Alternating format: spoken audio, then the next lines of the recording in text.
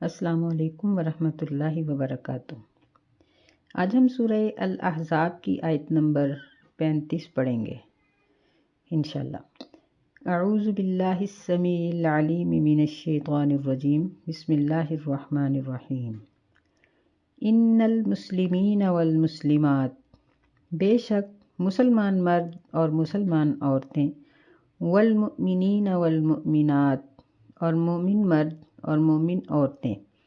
والقانتین والقانتات، اور فرما برداری کرنے والے مرد اور فرما برداری کرنے والی عورتیں،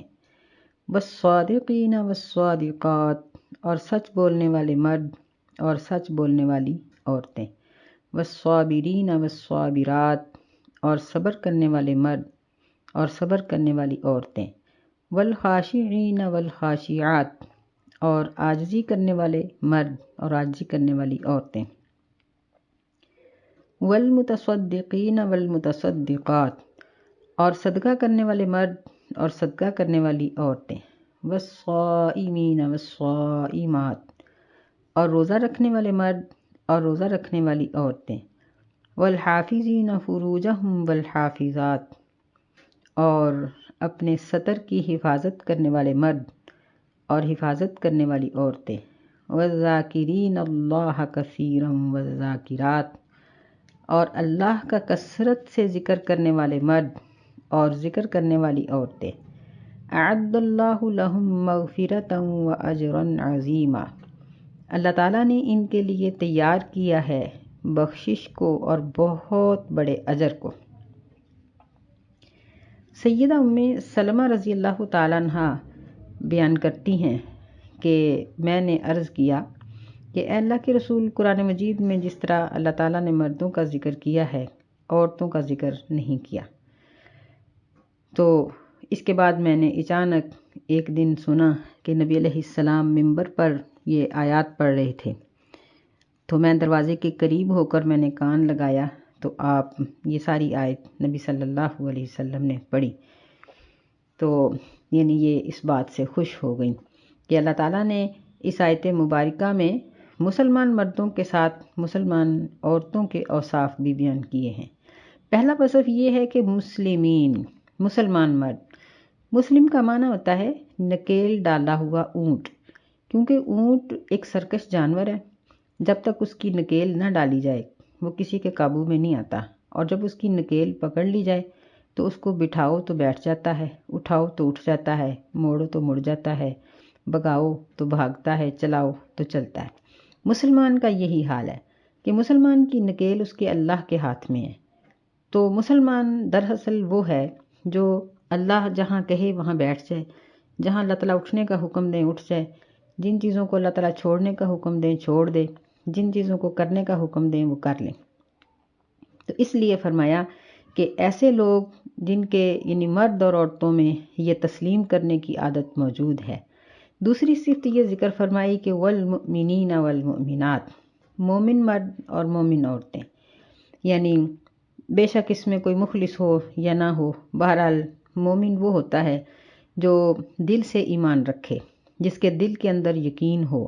اور اس کے یقین کا اظہار اس کے عمل سے ہو۔ یعنی اگر اس کے دل میں اللہ اور اس کے رسول کے احکامات کی سچائی کا یقین ہے، لیکن ظاہری طور پر وہ نماز روزہ نہ کرے اور باقی احکامات ادا نہ کرے تو وہ مومن نہیں ہوتا۔ یعنی دل کے یقین اور ظاہری عمل کا مجموعہ ہے مومن۔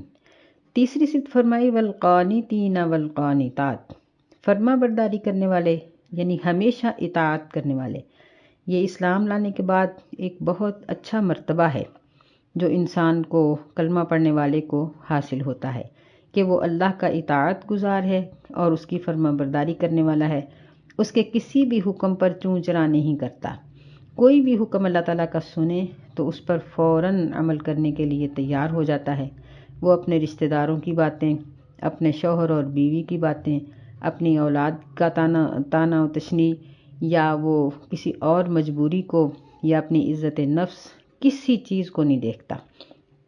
بس جو اللہ نے کہہ دیا، جو اس کے رسول صلی اللہ علیہ وسلم نے کہہ دیا، وہی حرف آخر ہے۔ چوتھی صفت ہے والصادقین والصادقات، سچ بولنے والے مرد اور سچ بولنے والی عورتیں۔ دین سارا ہی صدق ہے۔ اللہ تعالیٰ نے 24ویں پارے کے شروع میں بھی اسی چیز کا ذکر کیا اور وہاں واضح طور پر دین کو صدق اور دین کے علاوہ باقی جو کچھ بھی ہے اس کو کذب یعنی جھوٹ، سچ اور جھوٹ 2 لفظوں میں ذکر کیا، یعنی دین سچ ہے اور دین کے علاوہ بے دینی جھوٹ ہے۔ تو وہ لوگ جن کی زبان، جن کے عمل، جن کے قول و فعل ہر چیز میں سچ ہے، یعنی وہ ان کی ہر حرکت، ہر عمل قرآن اور حدیث کے مطابق ہے، زبان بھی اسی پر عمل کرتی ہے، تو یہ مومن کی چوتھی صفت ہے۔ 5ویں صفت فرمایا والصابرین والصابرات، صبر کرنے والے۔ تو صبر کا یعنی صبر 3 طرح کا ہوتا ہے۔ ایک یہ ہے کہ اپنی خواہشات پہ صبر کرنا، کہ خواہش تو ہے کہ میں یہ کام کروں، یا خواہش ہے کہ میں بستر سے نہ اٹھوں، یا کسی اور آرام کی، لیکن اذان ہو رہی ہے، اللہ تعالیٰ بلا رہا ہے، اپنی خواہشات پہ قابو ڈال کے گرمی سردی کی پرواہ کیے بغیر دین پر عمل کرنا۔ ایک یہ ہے کہ گناہوں پر صبر کرنا، یعنی گناہوں کو چھوڑنے پر صبر کرنا، کہ بے شمار کام اس طرح کے ہوتے ہیں کہ جن کو کرنا مشکل ہوتا ہے، لیکن صرف ہم گناہ سمجھ کے ان کے قریب نہیں جاتے، تو یہ بھی ایک قسم کا صبر ہے۔ اور ایک صبر ہوتا ہے اطاعت پر، کہ اللہ تعالیٰ کی جو اطاعت کے کام ہیں ان کو دل لگی کے ساتھ اور پوری ہمت کے ساتھ کرنا، تو اس کے لیے جو مشکلات آتی ہیں وہ بھی صبر میں ہی ہیں۔ یعنی صبر کا مطلب یہ ہے کہ اپنے آپ کو اللہ کی اطاعت میں باندھ لینا۔ تو ایسے مرد اور ایسی عورتیں، یہ مومنین کی 5ویں صفت ہے۔ والخاشعین والخاشعات، عاجزی کرنے والے مرد اور عاجزی کرنے والی عورتیں، یعنی ایسے مرد عورت جن میں تکبر، غرور نہ ہو، ہر وقت اللہ تعالیٰ کے سامنے عاجز رہیں، ان کا دل، ان کی زبان، ان کا جسم اللہ کے آگے جھکا رہے، ایسا فیشن، ایسی گفتگو یا ایسا معاملہ کرنے سے بچیں جس میں تکبر یا غرور پایا جاتا ہو۔ نماز کے اندر عاجزی کرنے والے اور یعنی عبادات کے اندر دل لگا کے کرنے والے ایسے مرد اور ایسی عورتیں، یہ 6ٹھی صفت ہے۔ والمتصدقین والمتصدقات، صدقہ کرنے والے مرد اور صدقہ کرنے والی عورتیں، یہ بھی مسلمان کی یہ 7ویں صفت ہے۔ صدقہ کرنا یہ اللہ تعالیٰ کا بڑا ہی پسندیدہ عمل ہے، اور صدقہ صرف روپے پیسے سے نہیں ہوتا، بلکہ بعض اوقات انسان عملی طور پر بھی صدقہ کرتا ہے۔ نبی صلی اللہ علیہ وسلم نے زبان کے ذکر کو بھی صدقہ قرار دیا۔ کسی کو مشورہ دے دینا، کسی کو کوئی کام سکھا دینا، کسی کو گناہ سے ہٹا دینا، کسی کو نیکی کا حکم دینا، یا اگر کوئی غلط کام کر رہا ہے، کوئی غلط چیز خرید رہا ہے، کوئی ایسا معاملہ کر رہا ہے جس میں اس کے لیے نقصان ہے، اس کو ہٹا دینا، اس کو روک دینا اور بتا دینا کہ تمہارا یہ کام نقصان سے خالی نہیں ہے۔ پھر اسی طرح رستے سے تکلیف دہ چیز کو ہٹانا، یا درخت لگانا، یا پرندوں کو اور جانوروں کے اوپر نرمی کرنا، یہ سب چیزیں صدقہ میں آ جاتی ہیں۔ یعنی اللہ تعالیٰ نے اس باب کو اتنا وسیع کر دیا ہے کہ اگر ہم صدقہ کرنے کا ارادہ کریں تو ہمارے لیے بہت سی راہیں کھل جاتی ہیں۔ کوئی ضروری نہیں ہے کہ ہم اپنی جیب سے پیسے ہی نکالیں، کیونکہ جو غریب لوگ ہوتے ہیں ان کے لیے پیسوں سے صدقہ کرنا ذرا مشکل ہوتا ہے، تو وہ اس طرح کے صدقے کر سکتے ہیں۔ کسی مجبور کی خدمت کر دو، بلکہ یہاں تک فرمایا کہ ایک ایسا شخص، ایسی عورت جس کے بچے بہت زیادہ ہیں، کام نہیں اس سے ہوتا، اس کے ساتھ مل کے کام کروا دو، بچے والی عورت سے بچہ پکڑ لو، یہ سب چیزیں صدقہ میں ہی آتی ہیں۔ والصائمین والصائمات، روزہ رکھنے والے مرد اور روزہ رکھنے والی عورتیں، یہ 8ویں صفت ہے۔ یہ روزہ ایک بہت بڑی عبادت ہے کہ انسان سارا دن سورج نکلنے سے طلوع فجر سے لے کر غروب آفتاب تک اپنے آپ کو حلال چیزوں کے کھانے پینے اور استعمال سے بھی روک کے رکھتا ہے، تو یہ مومنین کی 8ویں صفت ہے۔ والحافظین فروجہم والحافظات، یعنی اپنے سطر کی حفاظت کرنے والے مرد اور عورتیں۔ اس میں انسان کا شرم و حیا، زنا سے ارتکاب، کسی غیر کے سامنے ننگا ہونا، بے لباس ہونا، یا ایسا لباس پہننا جس سے جسم کے بعض حصے ننگے ہوں، یا ایسا لباس پہننا جس کے پہننے کے باوجود یعنی وہ لباس اتنا باریک ہو کہ جسم اس میں سے جھلکے، یا اتنا فٹ ہو کہ جسم کی بناوٹ ساری نظر آئے، یا پھر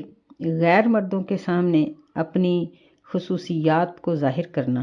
اپنی ایسی یعنی نرم گفتگو کرنا، یا اپنے جسم کے بعض حصے ننگے کرنا، یعنی جس طرح عورت کے ٹخنے ننگے کرنا، یا گھٹنوں سے اوپر اپنے ہاتھوں کو ننگا کرنا، بلکہ غیر مردوں سے اپنے ہاتھ بھی اور پاؤں بھی چھپانے چاہیے۔ یہ سب چیزیں اس میں آ جاتی ہیں اور یہ مردوں کے لیے بھی ضروری ہیں۔ آج کل ہم دیکھتے ہیں کہ پہلے یہ لانگ نکر تھی اور اب وہ بھی شارٹ ہو گئی، اور مردوں نے ایسی نکریں پہنی ہوتی ہیں جو ان کے گھٹنوں سے اوپر ہوتی ہیں، حالانکہ مرد کا ناف سے لے کر گھٹنے تک سطر ہے، یہ حصہ بالکل گھٹنا ننگا نہیں ہونا چاہیے،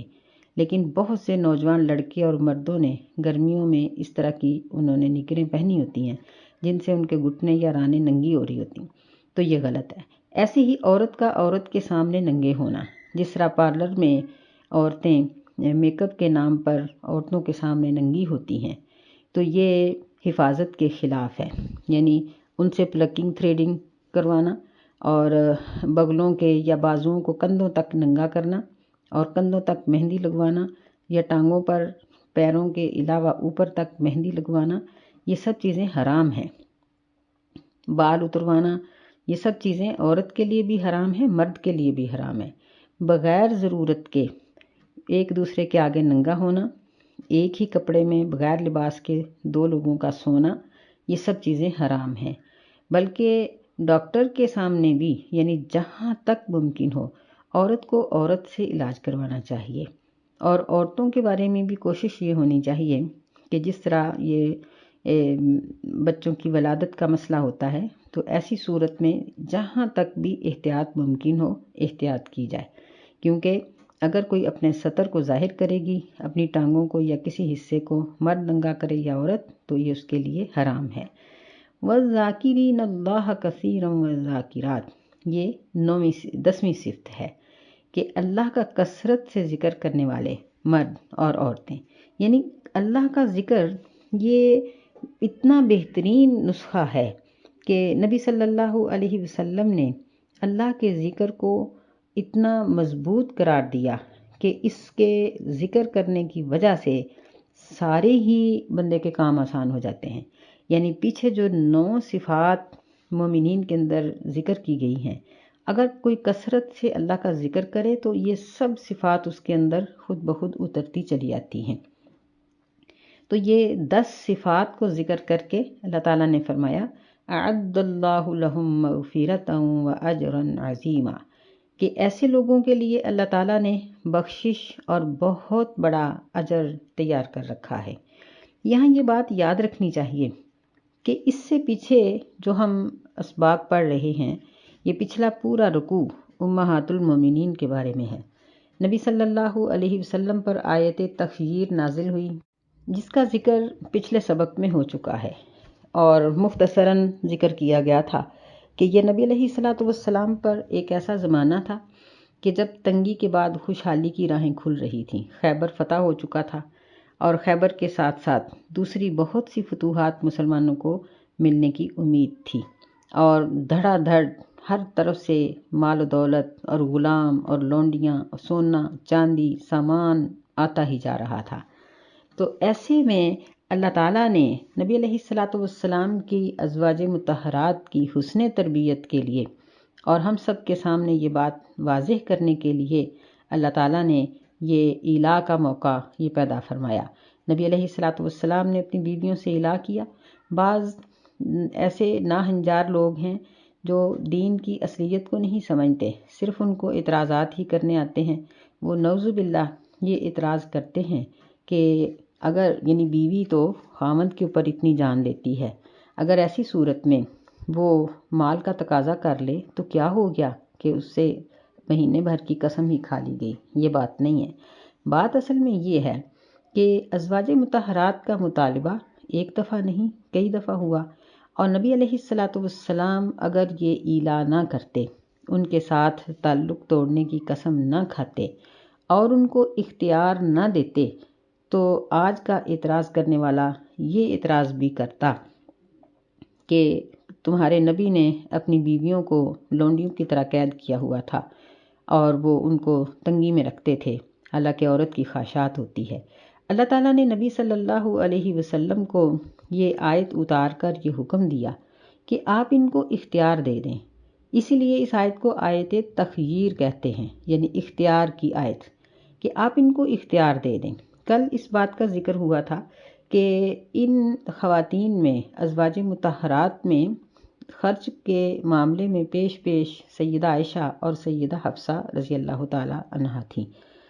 اور خرچ کے مطالبے کی ایک وجہ یہ تھی کہ ان میں سے اکثر خواتین ایسی تھیں جو مالدار گھرانوں سے تھیں یا اپنے قبیلوں کے سرداروں کی بیٹیاں تھیں۔ اب دیکھیں کہ عائشہ رضی اللہ تعالیٰ عنہ ایک تاجر کی بیٹی تھی، حفصہ رضی اللہ تعالیٰ عنہ یہ سیدنا عمر، یہ بھی بڑے مالدار تھے، ام حبیبہ ہیں تو ابو سفیان کی یہ بیٹی ہیں اور یہ اپنے خاندان کے سردار تھے اور مالدار تھے۔ صفیہ رضی اللہ تعالیٰ عنہ، یہ بھی، ان کا باپ بھی اپنے خاندان کا سردار تھا۔ میمونہ رضی اللہ تعالیٰ عنہ کا باپ بھی اپنے خاندان کا سردار تھا۔ یہ سب سرداروں کی بیٹیاں تھیں اور اچھے طریقے سے یہ اپنے گھر کے اندر ان کا رہن سہن تھا۔ نبی صلی اللہ علیہ وسلم کے گھر میں آئیں تو انہوں نے ہر طرح کی قربانی دی اور کسی بات پر بھی چونچرا نہیں کیا۔ اس موقع پر دوسری عورتوں کی دیکھا دیکھی، اگر انہوں نے مال کا مطالبہ کیا تو اللہ تعالیٰ نے یا نبی علیہ السلام نے ان کے اوپر کسی قسم کی کوئی زبردستی نہیں کی، بلکہ ان کو اختیار دیا گیا کہ ٹھیک ہے، آپ رہنا چاہتی ہیں تو رہ لیں، اگر آپ رخصت ہونا چاہتی ہیں تو رخصت ہو جائیں۔ اللہ تعالیٰ اپنے نبی کو اور بیویاں دے دے گا۔ سورہ تحریم میں اللہ تعالیٰ نے بیویوں کی صفات کو شمار کرنے کے بعد فرمایا اللہ انہی صفات سے متصف اور بھی عورتیں اپنے نبی کو دے سکتا ہے۔ تو کمال تو ان خواتین کا ہے کہ جنہوں نے اس آیت کو سنا تو فوراً یہ فیصلہ دیا کہ ہم آپ کو اختیار کرتی ہیں۔ اب دیکھیں کہ سیدہ عائشہ رضی اللہ تعالیٰ عنہ انتہائی کم عمر ہے، 14-15 یا 15-16 سال کی ان کی عمر ہے۔ تو اس عمر میں نبی علیہ السلام نے سب سے پہلے ان کو یہ آیت سنائی اور ان کو یہ تلقین کی کہ دیکھنا، فیصلے میں جلدی نہ کرنا۔ تو انہوں نے فوراً یہ جواب دیا کہ اے اللہ کے رسول، میں آپ کے بارے میں اپنے ماں باپ سے مشورہ نہیں کر سکتی، میں نے آپ کو اور اللہ تعالیٰ کو اختیار کیا۔ یہ لفظ ہی اختیار کرنے کا ایسا ہے جس میں زبردستی کا معنی ہی نہیں پایا جاتا۔ پھر وہ کہنے لگیں کہ باقی بیویوں کو میرا یہ فیصلہ نہ بتائیں۔ نبی صلی اللہ علیہ وسلم نے فرمایا کہ جو پوچھے گی میں اس کو بتا دوں گا، جو نہیں پوچھے گی میں نہیں بتاؤں گا۔ تو امہات المومنین میں سے جس کے پاس بھی آپ گئے، سب نے سب سے پہلے یہی پوچھا کہ کیا آپ، عائشہ رضی اللہ تعالیٰ عنہ نے کیا جواب دیا؟ نبی علیہ السلام نے جب بتایا تو انہوں نے کہا کہ ہمارا بھی یہی فیصلہ ہے، اور قرآن مجید کی اس آیت میں یہ بات ثبت ہو گئی اور قیامت تک یعنی سر بمہر ہو گئی کہ نبی علیہ السلام نے اپنی بیویوں کو جبراً اس گھٹن میں نہیں رکھا، بلکہ ان کی یہ جو مال دولت کی کمی تھی یہ صرف ان کی ظاہری زیبائش میں تھی۔ جب نبی علیہ السلام کے پاس دولت آئی ہے تو ان کے کھانے پینے کی اشیاء اور دیگر ضروریات بڑی بہترین ہو گئی تھیں۔ سیدہ عائشہ رضی اللہ تعالیٰ عنہ کے پاس ایک ایسا جوڑا تھا، سوٹ تھا جو انتہائی قیمتی تھا، اور مدینے کی دلہنیں اپنے دلہن بننے کے لیے ان سے ادھار لے جایا کرتی تھیں۔ نبی علیہ السلام کا ایک کوٹ مبارک تھا جس کو آپ کی وفات کے بعد صحابہ دھو کر بیمار کو پلاتے تو اللہ اس کو شفا دے دیتا۔ وہ کوٹ نبی علیہ السلام کا انتہائی قیمتی تھا، یعنی آج کے مطابق اگر اس کی قیمت کا اندازہ لگایا جائے تو غالباً وہ 33 اونٹوں کے برابر اس کی قیمت تھی، یعنی تقریباً وہ 1 کروڑ کے قریب اس کی قیمت بنتی ہے۔ تو نبی علیہ السلام اس کو پہنتے تھے۔ ہم لوگ احادیث میں جو ان کی مجبوری کے واقعات آتے ہیں ان کو سن کر پڑھ کر یہ سمجھتے ہیں کہ شاید یہ لوگ بالکل ہی فقیرانہ زندگی گزارتے تھے۔ ہے تو ان کی زندگی بہت سادہ تھی، لیکن ایک وہ سادگی ہوتی ہے جو انسان کی مجبوری ہو، ایک وہ سادگی ہوتی ہے جو خود اختیار کی گئی ہو۔ تو نبی صلی اللہ علیہ وسلم کو اللہ تعالیٰ نے اس قدر دولت دی تھی کہ آج بھی آپ کی دولت مندی کا ریکارڈ نہیں ٹوٹ سکا اور قیامت تک نہیں ٹوٹ سکے گا، کہ اللہ تعالیٰ نے آپ کو یہاں تک کہہ دیا کہ اگر آپ چاہتے ہیں تو زمین کے خزانوں کی چابیاں آپ کو دے دی جاتی ہیں، لیکن نبی علیہ الصلاۃ والسلام نے فرمایا نہیں۔ ایک روایت آتی ہے کہ ایک فرشتہ جبریل علیہ السلام کے ساتھ آیا اور اس نے آ کر نبی علیہ السلام کو فرمایا کہ اللہ تعالیٰ یہ پوچھتے ہیں کہ آپ ایک بادشاہ جیسی زندگی گزارنا چاہتے ہیں یا ایک عاجز اور منکسر جیسی؟ تو سیدنا جبریل علیہ السلام بھی ساتھ تھے۔ نبی صلی اللہ علیہ وسلم نے مشورتاً ان کی طرف دیکھا تو انہوں نے اپنے ہاتھ کے اشارے سے نبی علیہ السلام کو کہا کہ آپ عاجزی اور انکساری کی زندگی کو پسند کریں، تو آپ نے فرمایا کہ میں عاجزی اور انکساری کی زندگی کو پسند کرتا ہوں۔ تو نبی علیہ السلام کو یعنی یہ آپ کی خود ساختہ زندگی تھی، خود اختیار کی ہوئی زندگی تھی کہ آپ سب کچھ ہونے کے باوجود ہر چیز دوسروں میں خرچ کر دیتے تھے، اور امہات المومنین کو بھی اسی چیز کی مشق کرائی جا رہی تھی، کیونکہ اس کے آپ کے بعد جب ان کو باغ فدق سے اور دوسرے مال فے سے ان کو سالانہ خرچ ملتا تو وہ ہزاروں دینار ہوتے، اور منوں کھجوریں ان کو ملتی تھیں، کیونکہ اس وقت لوگ پیسے کی جگہ پر عام طور پر اناج اور چیزیں بھی خرچ کر لیتے تھے۔ تو یہ باغ فدق چونکہ یہ سارا کھجوروں کا ہی تھا، تو ان کو منوں کھجوریں فی بیوی کو ملا کرتی تھیں، جس کی وجہ سے یہ رئیس ترین تھیں۔ لیکن اس کے باوجود پھر بھی ان میں سے بعض امہات المومنین اپنے ہاتھ سے کام کر کے صدقہ کیا کرتی تھی، جس طرح سیدہ زینب رضی اللہ تعالیٰ عنہ کے بارے میں آتا ہے کہ وہ خوشبو بناتی تھیں، خوشبو بناتی اور پھر بیچتی، پھر اس کے پیسے مسکینوں میں خرچ کرتی۔ یہ اتنی فیاض تھیں کہ سیدہ عائشہ رضی اللہ تعالیٰ عنہ نے ایک مرتبہ نبی علیہ السلام سے پوچھا کہ اللہ کے نبی، آپ کو آپ کی بیویوں میں سے سب سے پہلے کون ملے گی، یعنی آپ کے بعد سب سے پہلے کس بیوی کی وفات ہوگی؟ نبی صلی اللہ علیہ وسلم نے فرمایا کہ جس کے ہاتھ لمبے ہیں۔ امہات المومنین نے نبی علیہ السلام کی وفات کے بعد جب اپنے ہاتھ ناپے تو سیدہ سودا رضی اللہ تعالیٰ عنہ اپنے قد و قامت کی وجہ سے ان کے ہاتھ لمبے تھے، یہ سمجھیں کہ شاید یہ پہلے فوت ہوں گی، لیکن سیدہ زینب رضی اللہ تعالیٰ عنہ یہ پہلے فوت ہوئیں۔ تو پھر ازواج مطہرات کو اس بات کی سمجھ آئی کہ لمبے ہاتھوں سے مراد خرچ کرنا ہے۔ آپ دیکھیں کہ سیدہ عائشہ رضی اللہ تعالیٰ عنہ کے خرچ کے بارے میں احادیث میں جو ذکر آتا ہے اس کو پڑھ کے ہماری عقل دنگ رہ جاتی ہے کہ بعض اوقات وہ ایک ہی دن میں کتنے کتنے وزن کا سونا صدقہ کر دیتی تھی، یعنی ان کو جو دینار ملتے تھے سونے کے وہ صدقہ کر دیا کرتی تھیں۔ لیکن زینب رضی اللہ تعالیٰ عنہ کا صدقہ ان سے بھی بڑھ کے تھا کہ نبی علیہ السلام نے ان کو لمبے ہاتھوں والی کہا۔ اس کی وجہ یہ تھی کہ وہ اپنے ہاتھ کی کمائی سے وہ صدقہ کرتی تھی۔ تو اگر یہ واقعہ تخییر نہ ہوتا تو امہات المومنین کے اندر یہ جذبہ نہ آتا، بلکہ آج ان کا دنیا میں کہیں بھی ذکر نہ ملتا، اور یہ دولت کے اندر اس قدر کھو جاتی کہ ان کو اپنے ارد گرد کی ہوش نہ ہوتی۔ لیکن اللہ تعالیٰ نے ان کو بیدار رکھنے کے لیے، ان کے نام کو زندہ رکھنے کے لیے ان کی نبی علیہ السلام کی زندگی میں ہی تربیت کر دی، اور یہ ان کی گھٹی میں یہ چیز ڈال دی کہ دولت کوئی چیز نہیں ہے۔ اور ان امہات المومنین نے نبی صلی اللہ علیہ وسلم کے ساتھ کیے گئے اس وعدے کو کہ ہم آپ کو اور اللہ تعالیٰ کو اختیار کرتی ہیں، اپنی موت تک نبھایا۔ نبی صلی اللہ علیہ وسلم کی ایک حدیث ہے کہ کئی مرتبہ ایسا ہوتا تھا کہ صحابہ آپ کے پاس آ کر اپنی تنگ دستی کی شکایت کرتے، کیونکہ جب یہ لوگ ہجرت کر کے آئے تھے اس وقت یہ بہت تنگ دست تھے، اور پھر ظاہر ہے کہ آہستہ آہستہ ہی ٹھہراؤ آنا تھا۔ تو نبی صلی اللہ علیہ وسلم ان کی شکایت کو سن کر ان کو فرماتے کہ میں تمہارے اوپر فقر کے بارے میں نہیں ڈرتا کہ تم لوگ غریب ہو جاؤ گے یا تمہارے پاس دنیا نہیں ہوگی، مال نہیں ہوگا، کہاں سے کھاؤ گے، کیا ہوگا، نہیں، مجھے اس چیز کا ڈر ہے کہ کہیں تم دنیا میں نہ کھو جاؤ۔ آپ نے اپنی ازواج مطہرات کے ساتھ ساتھ صحابہ کرام کو اس طرح سے ان کی تربیت فرمائی کہ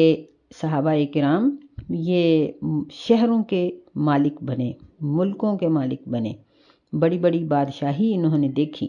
کیسر و کسریٰ کے خزانے ان کے ہاتھوں میں آئے، دنیا کی بہترین چیزیں ان کے پیروں تلے روندی گئیں، لیکن ان کے دلوں میں سے کوئی بھی اللہ کا تقوی اور ڈر نہیں نکال سکا۔ یہی تقاضا تھا اس واقعہ کا، اسی لیے یہ واقعہ ہوا تھا، اور نبی علیہ السلام نے جب ان کو اختیار دیا تو انہوں نے اپنی خوشی کے ساتھ نبی صلی اللہ علیہ وسلم کو پسند کیا۔ میں آپ سب کو یہ بات ضرور کہوں گی کہ آپ کسی حدیث کی مستند کتاب سے اس واقعہ کو ضرور پڑھیں کہ یہ واقعہ کیسے رونما ہوا، اور صحابہ اکرام میں پہلے یہ بات پھیلی کہ نبی علیہ السلام نے اپنی بیویوں کو طلاق دی ہے، لیکن بعد میں یہ بات صاف ہو گئی کہ آپ نے طلاق نہیں دی، اور یہاں یہ مسئلہ بھی واضح ہوا کہ ایلا سے طلاق واقعہ نہیں ہوتی، اور یہ مومنین کی 10 صفات کو ذکر کر کے اللہ تعالیٰ نے یہ بات واضح کر دی کہ یہ تمام صفات امہات المومنین میں موجود تھیں۔ اللہ تعالیٰ ہمیں بھی ان صفات سے متصف فرمائے، آمین یا رب العالمین۔ السلام علیکم ورحمۃ اللہ وبرکاتہ۔